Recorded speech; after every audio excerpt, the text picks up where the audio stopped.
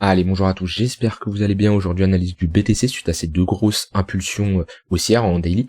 La dernière fois que j'avais fait l'update, c'était juste avant qu'on commence à pump, vers 17-18 heures hier. Il y a des choses à ajouter, bien que mon analyse d'hier reste d'actualité, où je vous expliquais comme qu'on était potentiellement en train de poser un bottom de marché. J'avais des indicateurs qui me permettaient de voir ça. Déjà la lecture du prix, on était sur support, on avait un affaiblissement des vendeurs avec cette divergence haussière. D'un point de vue order flow, on avait aussi des indicateurs techniques qui nous permettaient de potentiellement supposer qu'on était sur un bottom, et aussi les dernières news qui arrivaient sur BTC étaient assez encourageantes, mais on avait toujours une dynamique de marché qui était baissière, d'accord, qu'on était ici, on était toujours dans une tendance baissière, donc on n'avait pas la confirmation. Pour moi ici le bottom est confirmé, alors est-ce que c'est un bottom définitif, mais pour moi en tout cas on n'est plus dans une tendance baissière.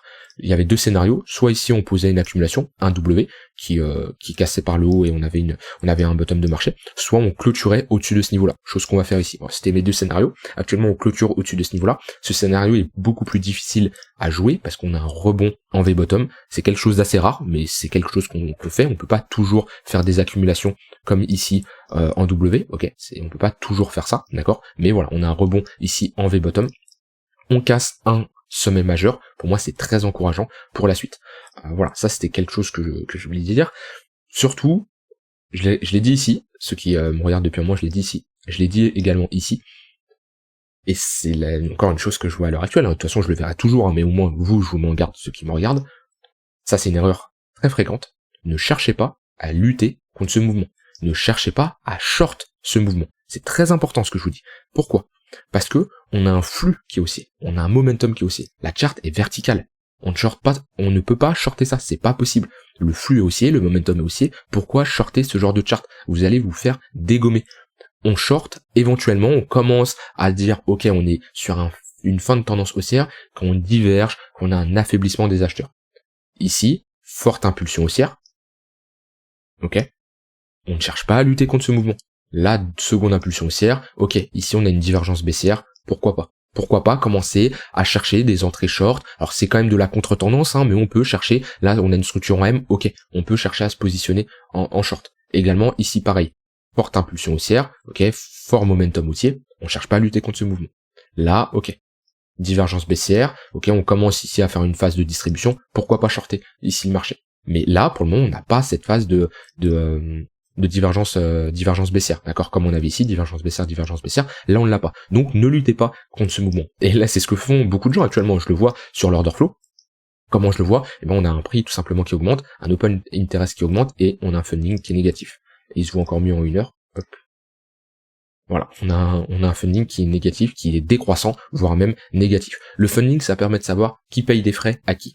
Funding positif, les longs payent des frais aux shorts. Funding négatif, les shorts payent des frais aux longs. Donc c'est que sur les contrats futurs, et quand on a un funding qui est négatif, donc c'est les shorts qui payent des frais aux longs, on peut se dire qu'il y a plus de shorts que de longs, d'accord ? Donc voilà, ça bouge assez fréquemment quand même, mais là, dans toute cette phase, le fait qu'on a un funding qui est décroissant, ça peut nous laisser entendre, attention, on est en train d'être dans une phase où il y a plus de gens qui shortent que de gens qui longuent le marché. Et ça crée énormément de liquidation. Donc ça, c'est le funding, c'est quelque chose que je regarde assez souvent, soit qu'on va être sur un potentiel bottom de marché, par exemple comme on avait ici, on avait un funding négatif, on a posé un bottom court terme, alors des fois il y a des fausses, des fois on a un funding négatif et on pose pas de bottom, voilà, c'est pas du sûr à 100%, mais voilà, ici gros funding négatif, on pose un bottom, donc ça c'est des choses que je vais regarder pour des bottoms de marché potentiels, comme on avait ici, gros funding négatif sur le gros bottom qu'on a posé, et aussi quand on repart dans une tendance haussière, pour voir si on a du FOMO short, si des gens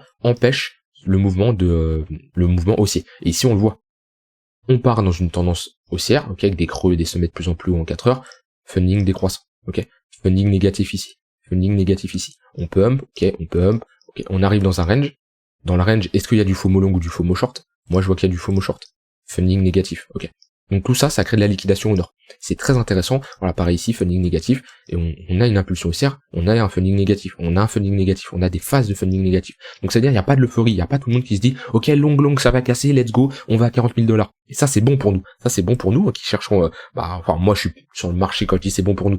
En général, sur le marché, je vais plus être bull que bear, parce que sur le très long terme, je préfère un BTC qui augmente, qui baisse, ce qui est logique, et je ne cherche pas à lutter contre ce genre de mouvement. Et c'est la pire chose à faire. Lutter contre ce genre de mouvement, il y a des gens ici, ils cherchent à chercher le top de marché. Ils shortent ici. Ils shortent.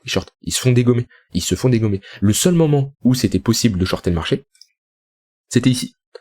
Dans notre tunnel 4 heures, on avait une bonne confluence, ok. Sur du nord, en plus, on avait une perte du momentum, on avait notre tunnel 4 heures ici, on était sur résistance. C'était le seul endroit où potentiellement on pouvait short. Qu'on commence à casser ce niveau-là, qu'on commence à avoir un momentum qui est bien aussi, non, pire chose à faire, on ne lutte pas contre ce mouvement.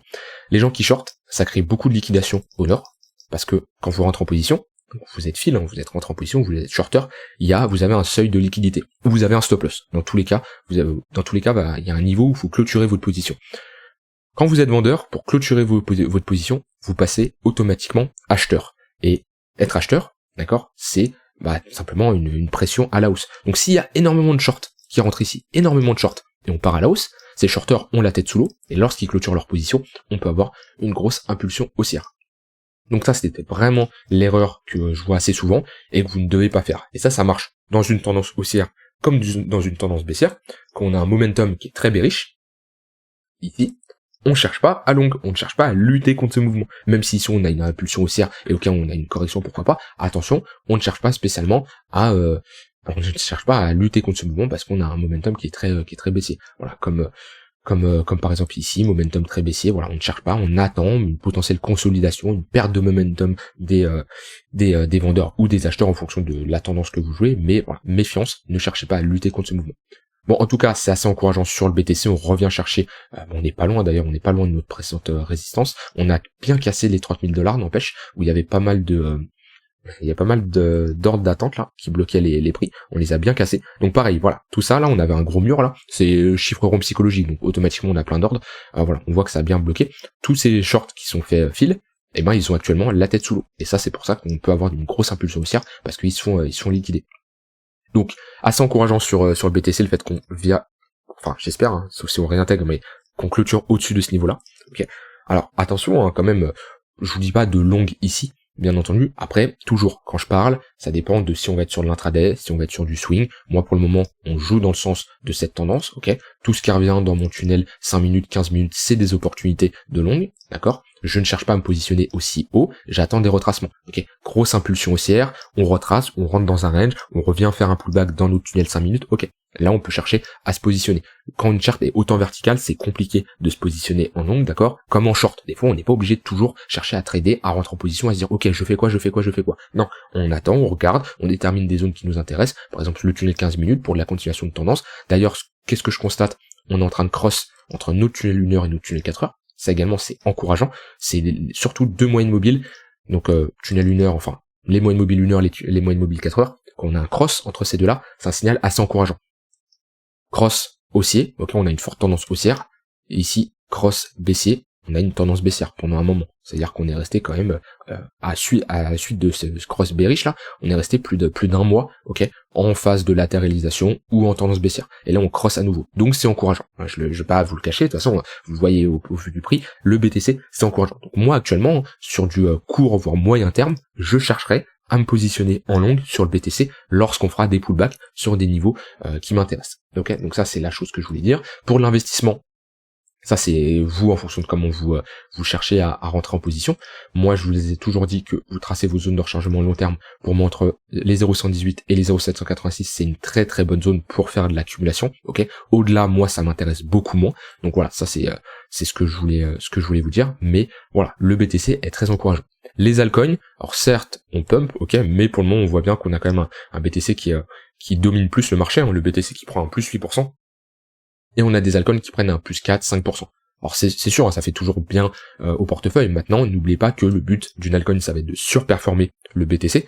Donc là, actuellement, toutes les altcoins se font sous-performer.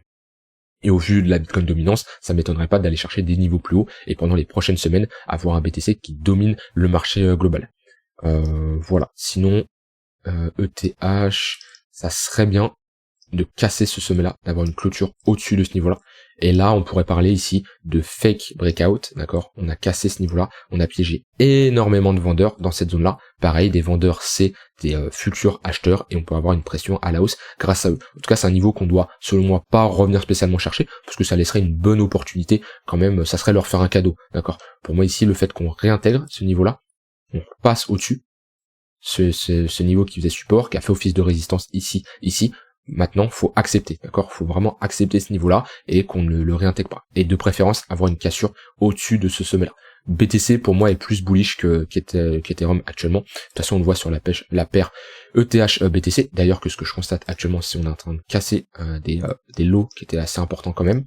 Mais au vu de cette phase de distribution de marché qu'on a eu ici, pour moi, la prochaine zone, hein, si on y va, c'est celle-ci qu'il faudra surveiller. Par contre, ici, on a un lot très important. Si on clôture sous ce lot ici, ça sera vraiment moche parce qu'on était dans une grosse tendance haussière sur la paire ETH-BTC. Ça nous permet de savoir qui surperforme qui entre l'ETH et le BTC. On était ici dans un range et pour moi, on a plus de chances d'avoir une cassure à la hausse. La prochaine zone, on va surveiller, c'est ici où potentiellement, ça sera plus intéressant dans cette zone-là sur support d'avoir plus d'ETH, d'avoir on est sur support, donc techniquement, Ether sera plus intéressant à avoir que BTC dans son wallet. Donc, pour faire de l'arbitrage ici de switch entre ETH, BTC, histoire de surperformer l'un et l'autre. Quand on est sur résistance, c'est plus intéressant de switch ses Ether en BTC. Quand on est sur support, c'est plus intéressant de switch ses BTC en ETH bien sûr, avec une zone d'invalidation au cas où on casse. Mais ici, on est toujours dans cette phase de sommet de plus en plus bas. Donc voilà, prochaine zone, moi, que je surveillerai, ça serait celle-ci. Voilà, j'ai pas grand chose à dire de plus. On a une baisse du dollar, de l'indice du dollar. Pour le moment, bon, rien à ajouter, on est sur support de toute façon. Ici on est sur résistance, ici on est sur support, donc on est toujours dans cette contraction. Puis voilà, après les altcoins, bon, il y a pas grand chose à dire, on est sur des petites réactions pour le moment. Donc sur les altcoins, on est sur de très bonnes zones, ok, on est sur, enfin pas sur tous, hein, mais sur pas mal, on est sur des gros supports. Un Matic, cette zone là que j'attendais, c'est vraiment, je vais pas dire ça, mais on est sur une bonne zone, hein, j'allais dire c'est un cadeau, ça dépend pour qui, et voilà, je fais pas de conseil en investissement, mais pour moi ici on est sur une très très bonne zone sur Matic. Après vous faites ce que vous voulez, ouais, seul de mémoire c'est Seul, je suis pas fan en vrai. Après, on est revenu chercher un niveau important quand même. On est revenu chercher un gros support, mais Seul, c'est pas compliqué. On est entre deux bornes. Voilà. On est entre deux bornes. Après, vous faites ce que vous voulez de ça. Vous cherchez à long, à short sur les bornes. Vous attendez des réintégrations. Mais on est entre deux bornes. TRX qui fait sa vie. XRP toujours dans une tendance haussière. Dodge, on est sur un support aussi. On est sur un très très gros support sur Dodge. Très très très très gros support qui tient bien. Donc voilà. Pour moi, ici, je sais pas où sera la charte hein, dans 5 mois, 6 mois, mais un investisseur professionnel, il se place pas ici. Il se place pas ici. D'accord? Il se place pas ici. Il attend des retracements sur des gros niveaux. Ok? Et là, peut-être que dans 2-3 ans, je sais pas, la charte sera beaucoup plus élevée. Et voilà. Ça sera pas ici le moment de rentrer en position. C'est sur ce genre de niveau où on cherche à se positionner. LTC qui est dans son range, ok. On attend l'halving qui va être en août et XMR qui est globalement dans un range qui fait pas grand chose.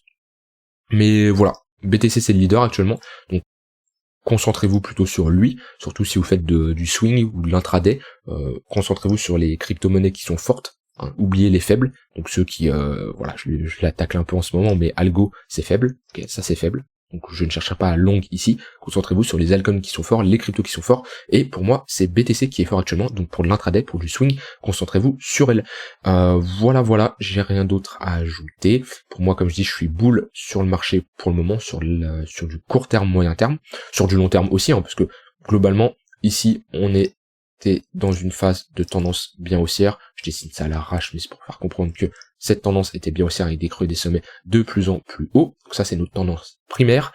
Et ici, on était dans une tendance secondaire baissière. Et actuellement, on a une cassure de notre tendance secondaire à la hausse. La tendance primaire haussière, la tendance secondaire repasse haussière. Donc pour moi, autant chercher à long le marché.